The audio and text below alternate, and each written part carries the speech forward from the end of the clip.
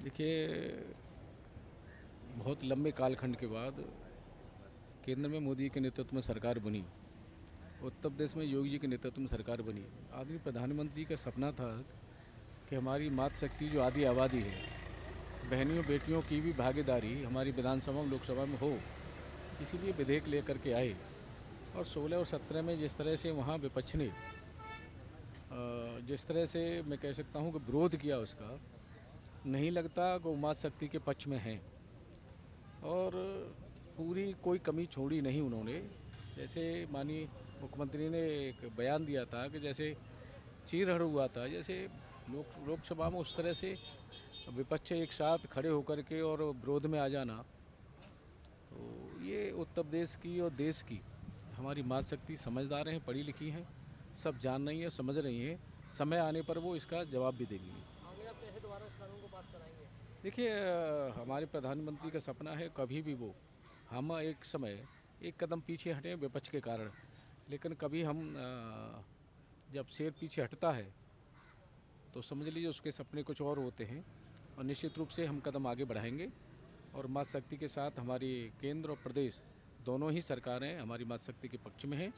और दोनों ही सरकारें और हमारे आदरणीय प्रधानमंत्री चाहेंगे और हम सब चाहेंगे कि केंद्र में विधानसभा में और लोकसभा में हमारी मातृशक्ति की 33% की आरक्षण हो और ये व्यवस्था लागू रहे।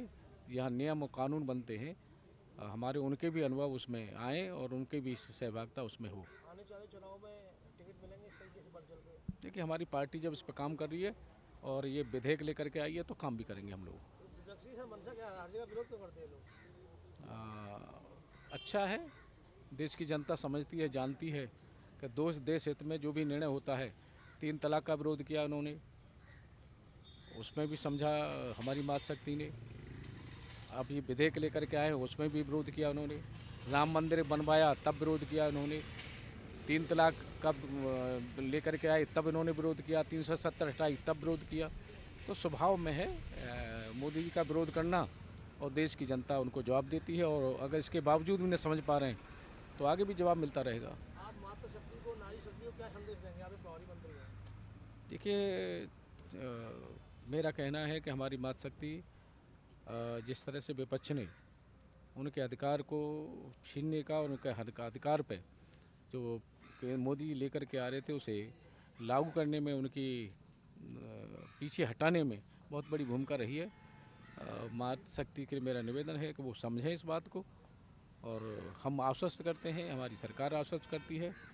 जब भी मौका मिलेगा हम लोग इसे और आगे बढ़ाएंगे।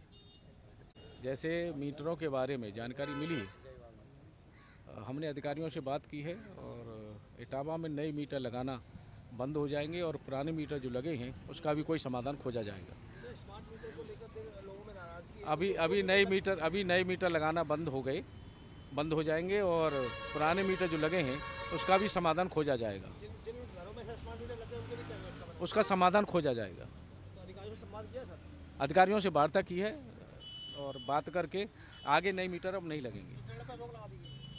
निश्चित रूप से इसमें नए मीटर आगे नहीं लगेंगे, पूरे प्रदेश में नहीं लगेंगे।